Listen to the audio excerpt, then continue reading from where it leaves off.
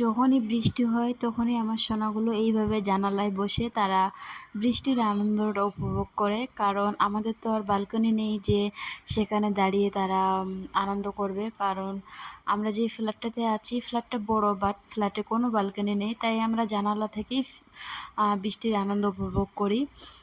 আসসালামু আলাইকুম এভরিওয়ান, কি অবস্থা সবার, আপনারা কেমন আছেন? তো এটা হচ্ছে কালকের ভিডিও, আর কালকে খুব জোরে বৃষ্টি হচ্ছিল। তো আমরা এইভাবে সবাই মিলে, মানে সবাই বলতে আমার 3টে সন্তান আর আমি এইভাবে আনন্দ করি।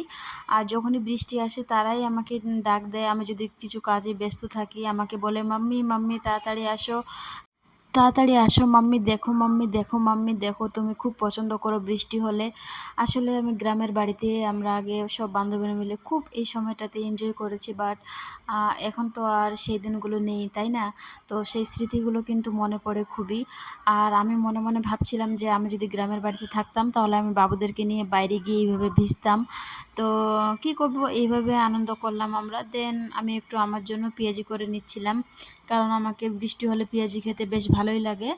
আর তারপরে দেখেন তারা আনন্দ করে একদম ঘুমিয়েছিল। আর আমি আমার ফেভারিট ড্রামা এটা কবুল হ্যাঁ, আমার হচ্ছে চাইল্ডহুড। এটা তখন আমি ক্লাস 7-এ পড়তাম, তখন এই শোটা হতো। আর এখন আমি রিপিট করে করে দেখছি এপিসোড 1 থেকে। দেন এটা রাত্রিবেলা আমি থালা ধুতে আসছিলাম, কিন্তু সে আমাকে ধুতে দিবে না। সে একটা টুল নিয়ে এসে আমার মতো করে বেসিন পরিষ্কার করছে, যে সে দেখেছে মা কিভাবে করে। সে চেষ্টা করছে আমাকে হেল্প করার। আর আমি তাকে বলছি যে সোনা দেও দেও, এগুলো জিনিস ভালো না, মানে এগুলোতে তো সাবান আছে তাই না? তো শুনুন দেও সে কি বলছে। দেও।